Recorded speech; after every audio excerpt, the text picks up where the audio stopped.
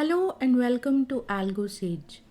Machine learning is a groundbreaking field that powers everything from voice assistants to self-driving cars.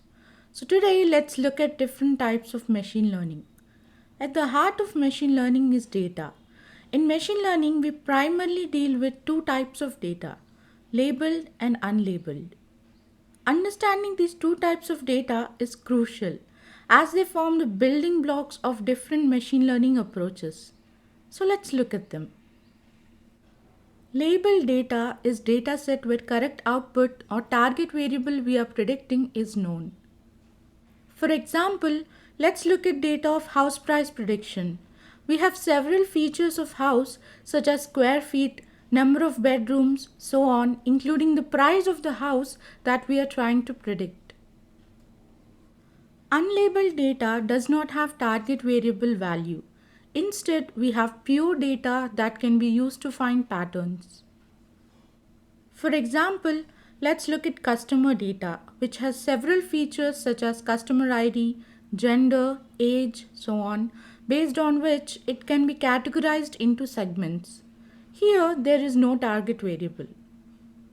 Machine learning can be broadly classified as supervised learning, which is learning with labeled data, unsupervised learning, which is learning from unlabeled data, semi-supervised learning, which has combination of labeled and unlabeled data, and reinforcement learning, which involves learning through trial and error. Let's dive deep into each of them and their examples. Supervised learning involves training a model on a labeled dataset where the correct output is known. We explicitly tell the model what is the ground truth. The model then learns to map inputs to outputs based on this data. Supervised learning is a very important subset of machine learning and involves many real-world applications.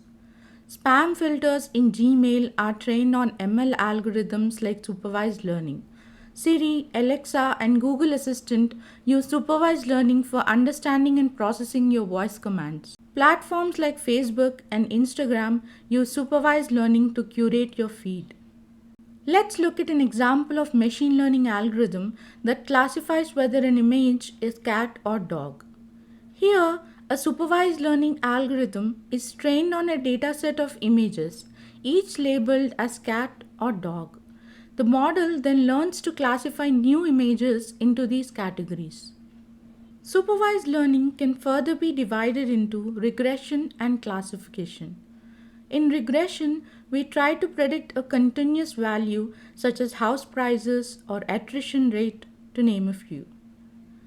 In classification, we try to predict discrete values or categorical values such as predicting breast cancer or handwritten digit recognition and so on. Unsupervised learning deals with unlabeled data. The model tries to find patterns and structures in the data without any explicit instructions on what to look for.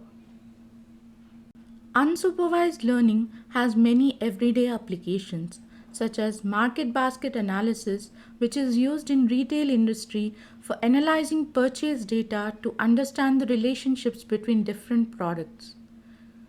Businesses use unsupervised learning to group customers into segments based on similarities in their purchasing behavior.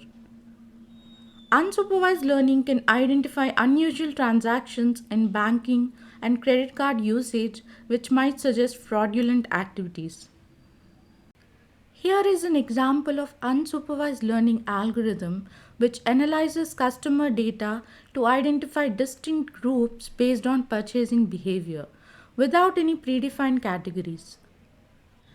Semi-supervised learning uses both labeled and unlabeled data for training. It's useful when acquiring a fully labeled dataset is expensive or time-consuming. It has many applications. In finance, named entity recognition systems can extract relevant information like company names, stock symbols from plethora of financial documents. Semi-supervised learning is useful due to the vast amount of financial text data where manually labeling everything is impractical. Companies like Google use semi-supervised learning to improve their translation services, which need to handle a vast array of languages and domains. Let's look at an example of semi-supervised learning in language translation, where a model is trained on a small set of labeled data, text pairs in two languages, and a large amount of unlabeled text.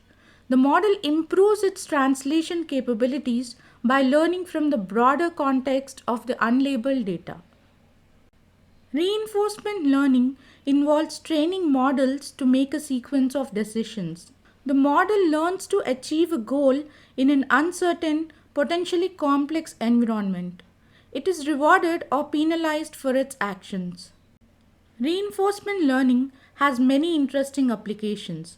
In robotics, it is used for tasks like robotic arm manipulation, teaching robots to perform tasks like picking up objects or assembling parts, etc. Reinforcement learning has been used in training AI agents to play video games. It is also being used in the development of self-driving cars such as Tesla. We all know that Google's DeepMind used reinforcement learning to defeat world champion in the game of Go. So how did it learn the game? An AI agent learns to play a game by being rewarded for positive actions like scoring points and is penalized for negative actions. It learns the best strategies through trial and error. So today we learned about types of machine learning. For more such content, do like and subscribe to AlgoSage.